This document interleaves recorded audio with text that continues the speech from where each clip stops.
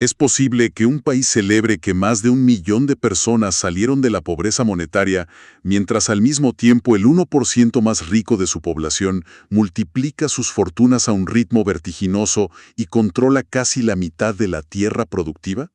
Pues la verdad suena a una contradicción absoluta. O sea, a primera vista, los números de progreso social y los de una concentración de riqueza tan extrema no deberían coexistir en la misma frase. Pero al cruzar todos los informes que tenemos para el análisis de hoy, queda clarísimo que no es un error económico. Hoy en Hablemos de Datos vamos a descubrir cómo estas cifras esconden historias sobre la profunda arquitectura de la desigualdad y la concentración del poder en Colombia. Y digamos, no es solo por ver los números, sino por entender lo que significan en la vida real. Recuerda que puedes unirte a nuestra comunidad en WhatsApp para mantenerte actualizado sobre nuestras emisiones. El link está en la descripción.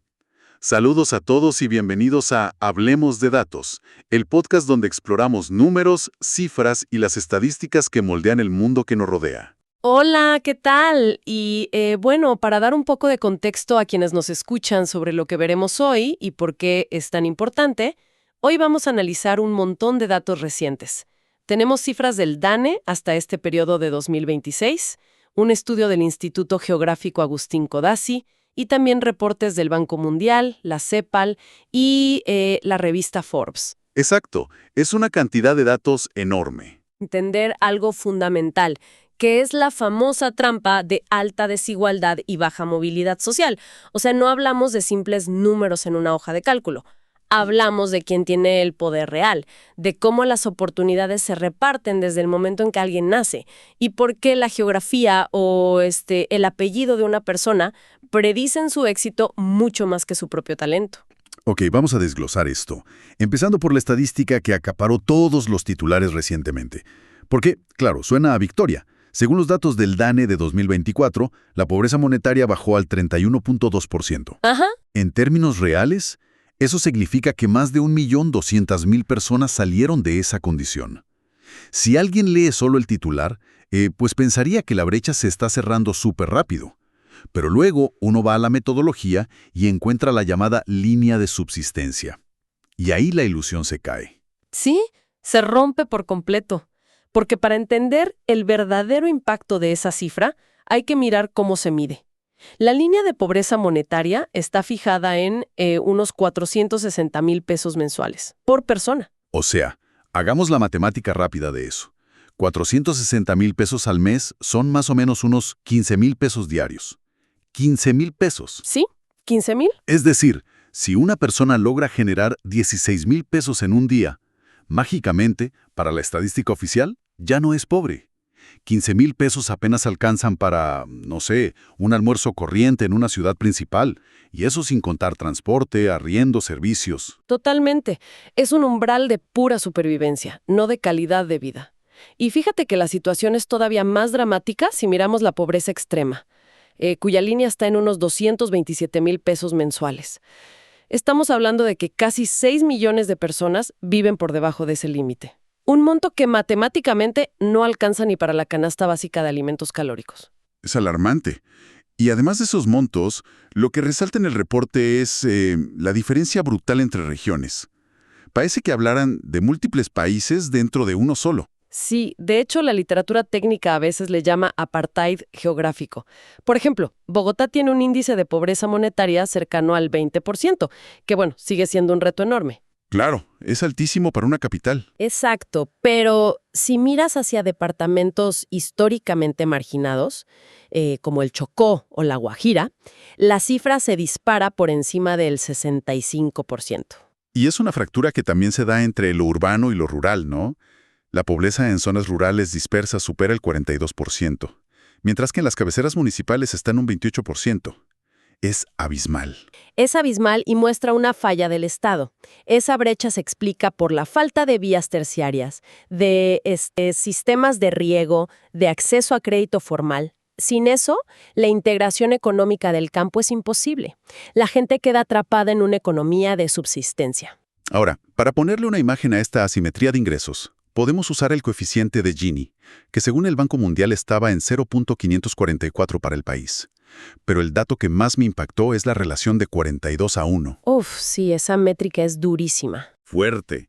El 10% más rico capta el 42.7% de los ingresos, mientras que el 10% más pobre apenas llega al 1%. Es como, imaginemos un estadio con 100 personas. A ver, 10 de esas personas están en un palco VIP comiéndose casi la mitad de todo el buffet del estadio. Y mientras tanto, los 10 de la última fila, ahí arriba en la galería, tienen que repartirse un solo bocado entre todos. esa analogía es perfecta para visualizar la trampa de los ingresos. Y lo que mantiene a esa gente en la última fila peleando por un bocado es la informalidad laboral, que supera el 55%. No es solo ganar poco hoy, es no tener salud contributiva ni pensión para el futuro. Pero bueno, todo esto es sobre ingresos, ¿verdad? Lo que se gana día a día. Aquí es donde se pone realmente interesante, porque si pasamos a la riqueza acumulada, al patrimonio, la cosa cambia. Cambia de dimensión, exacto. El ingreso es el flujo de caja, pero la riqueza es el poder real. Cruzando Forms con los datos de Oxfam, el 1% más rico, o sea, unas 375,000 personas, concentra el 33% de la riqueza de todo el país.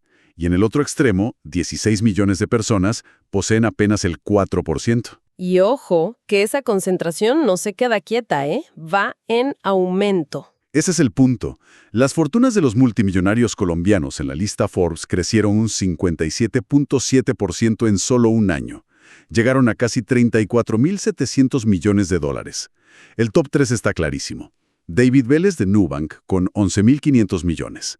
Jaime Gilinski con 7.800 y Luis Carlos Sarmiento con 7.200 millones. Es un nivel de acumulación increíble, jalonado mucho por el sector financiero y tecnológico. Pero a ver, voy a ser de abogado del diablo un segundo. ¿No es este crecimiento simplemente el resultado del libre mercado? O sea, de hacer buenos negocios financieros o tecnológicos. Vélez masificó las tarjetas de crédito, Gilinski hace movidas hábiles, porque esto se señala como un problema de desigualdad y no como un premio a la innovación. Es una duda súper válida, y si conectamos esto con el panorama general de los reportes, nos damos cuenta de que no es solo libre mercado puro y duro. Ojalá lo fuera. Los estudios apuntan a un fenómeno llamado captura del Estado. Captura del Estado. ¿Cómo funciona eso en la práctica? Pues digamos, es cuando un pequeño grupo de conglomerados tiene tanto peso que logran, mediante lobby o relaciones políticas, que las reglas del juego se ajusten a su favor. O sea, leyes, reformas, barreras de entrada. No están compitiendo libremente, están usando su peso para protegerse de la competencia y consolidar estructuras de poder. Entiendo, usan el poder económico para dictar el marco legal, como lo que mencionan los informes sobre las famosas puertas giratorias. Exactamente. Altos ejecutivos de estos grupos que pasan a ser ministros o superintendentes y luego vuelven a las empresas. Así, la regulación siempre es amigable con sus intereses y además está el control de las empresas mismas, que no siempre es pacífico o fluido. Ahí me acuerdo del caso del GEA, el grupo empresarial antioqueño. Sí, ese es el mejor ejemplo reciente. Por décadas el GEA usó un enroque, o sea, se tenían acciones cruzadas entre ellos para evitar que alguien de afuera los comprara.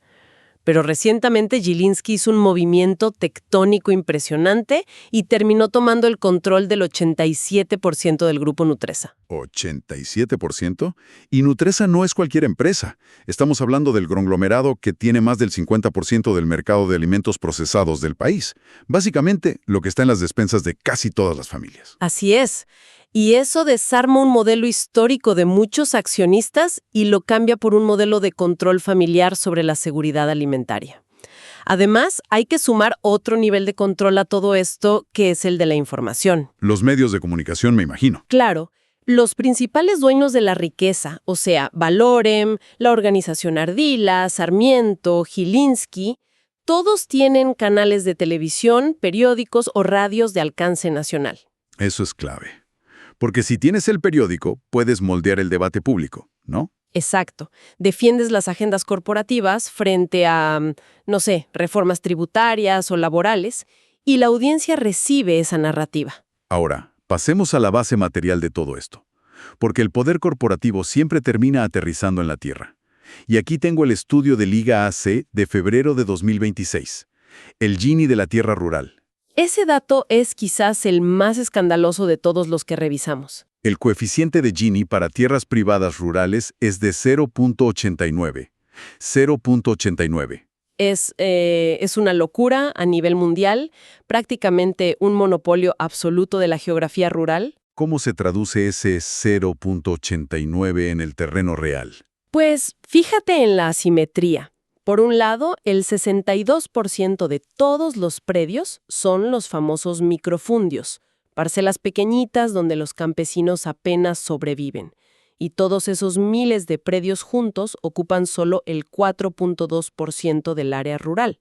¿Y en el otro extremo de la balanza? Pues el 1% de los mayores propietarios controla el 45% de la tierra rural. ¡Wow! Pero uno pensaría, bueno, si concentran tanta tierra, es para producir comida a lo loco y exportar, ¿no? Ese es el gran mito. Los datos del IGAC muestran que el 66% de la frontera agrícola tiene usos inadecuados. O sea, tierras muy fértiles que se usan para ganadería extensiva, con 2 vacas por hectárea. O peor, simplemente para especulación inmobiliaria. Mientras tanto, se importan millones de toneladas de alimentos. Para que quienes los escuchan lo vean más claro, el estudio cita el caso de los Montes de María. Ah, sí, el artículo de Cielo. Es un ejemplo perfecto de esta dinámica territorial. Bajan la lupa a María la Baja y dicen que entre 2015 y 2019, el mayor propietario de tierras de la zona pasó de poseer 1.900 hectáreas a más de 3.700. Casi duplicó su tierra en 4 años. Y en el Carmen de Bolívar, 9 propietarios concentran predios inmensos. Pero lo doloroso y vital para el análisis aquí es entender el contexto que permitió esto. En ese municipio, el 48% de la población fue desplazada por la violencia de los actores armados históricos. No es casualidad entonces. Para nada. El conflicto armado operó como un mecanismo de despojo. Y luego, sobre esos territorios vacíos, el modelo agroindustrial, como las famosas zonas de interés de desarrollo rural económico y social, las CIDRES, terminó legalizando y perpetuando la concentración. Es un despojo que se legaliza a través del tiempo. Es fuerte escuchar cómo la violencia sirvió de herramienta inmobiliaria. Ahora, con toda esta concentración de ingresos, riqueza y tierra, uno se pregunta, ¿dónde está el Estado? Entonces, ¿qué significa todo esto para el papel del Estado? ¿Acaso los impuestos y los subsidios no están diseñados exactamente para corregir esto? Bueno, eso nos plantea una pregunta muy importante sobre la eficacia del Estado. Los datos del informe del Banco Mundial y del Instituto CEQ muestran que el sistema fiscal colombiano tiene un impacto redistributivo bajísimo. Es casi irrelevante. ¿Tan malo es? Y mira, antes de contar los servicios de salud y educación, los impuestos y transferencias solo logran bajar el índice de Gini de 0.543 a 0.508. Es un movimiento marginal comparado con lo que logran los países de la OCDE. Pero, un momento, porque en las discusiones públicas siempre escuchamos que el 10% más rico de la población ya paga el 98% del impuesto de renta. Si ellos ya ponen toda esa plata, ¿por qué no hay redistribución real? Es un punto súper común en el debate. Y sí, ese décimo más rico paga casi todo el impuesto de renta, en gran parte porque la informalidad laboral deja al resto de la población fuera del radar de ese impuesto directo. Pero el problema está en los impuestos indirectos y en a dónde van los subsidios. ¿Te refieres al IVA, por ejemplo? Exacto. El IVA es regresivo. Le pega mucho más duro al bolsillo del que gana el mínimo y gasta todo en sobrevivir que al que tiene excedentes para ahorrar o invertir. Y por otro lado están los subsidios ciegos. Ahí entra el tema de la gasolina, me imagino. Totalmente. Programas como Familias en Acción o el Ingreso Solidario son muy progresivos y ayudan muchísimo a la base. Pero cuando mantienes el precio de la gasolina artificialmente bajo con plata del Estado, ese subsidio beneficia desproporcionadamente a los de mayores ingresos, que son los que tienen vehículos particulares o varios carros por familia. Claro, el de a pie va en bus o en bicicleta y no recibe ese beneficio directo en la misma proporción, pero lo paga con sus impuestos. Recordatorio rápido. Aprovecho esta pausa estratégica para invitar a la audiencia a unirse a nuestra comunidad de WhatsApp y LinkedIn, donde podemos seguir debatiendo estos datos y compartiendo gráficos de los informes que mencionamos hoy. Sí, únanse, porque los gráficos del Gini rural, por ejemplo, son para analizarlos con lupa. Volviendo al tema, todo esto que hemos expuesto hoy nos lleva a una reflexión profunda sobre la trampa de la CEPAL. Mientras la arquitectura de la desigualdad en Colombia premie más la herencia y la cercanía al poder político que la propia innovación o el mérito, la movilidad social va a seguir siendo una ilusión. Es que el estancamiento social no genera solo pobreza de bolsillo. Erosiona la confianza, la gente deja de creer en las instituciones y el civismo se debilita. Si la cancha siempre está inclinada, es muy difícil que la gente juegue bajo las reglas formales. Es un golpe a la legitimidad del mismo sistema. Bueno, para hacer un resumen rápido de la inmersión de hoy, tenemos 3 elementos clave del episodio. Primero, que a pesar de sacar a 1.2 millones de personas de la pobreza monetaria en 2024, la desigualdad de ingresos es casi inamovible, con un Gini de 0.544 y esa relación brutal de ingresos de 42:1. Así es. Y el segundo elemento es que la riqueza está hiperconcentrada, tanto en el nivel financiero, con los multimillonarios que aumentaron sus fortunas casi un 60%, como en la tierra, donde vimos ese aterrador Gini rural de 0.89, con el 1% controlando casi la mitad de todo el terreno. Y tercero, que el sistema fiscal del país es prácticamente inoperante para corregir esto. Logra un impacto mínimo en la redistribución en comparación con sus pares internacionales. Son datos fuertes pero necesarios para entender cómo se reparte el poder. Y fíjate, pensando en la analogía de los del palco VIP que se comen todo el banquete. Sí, la del estadio. Ajá. El problema mayor no es solo que se coman la comida, sino que los del palco son los mismos dueños de los parlantes del estadio, los que ponen a los árbitros y los que son dueños legales del suelo donde se pararon las gradas. ¡Wow! Claro. Son los dueños del juego completo. Si te gustó este episodio, suscríbete a nuestro canal de YouTube para no perderte los próximos. Y si quieres conversar más a fondo, únete a nuestro grupo de WhatsApp. Y pues nada, en el próximo episodio estaremos de nuevo, hablando de datos.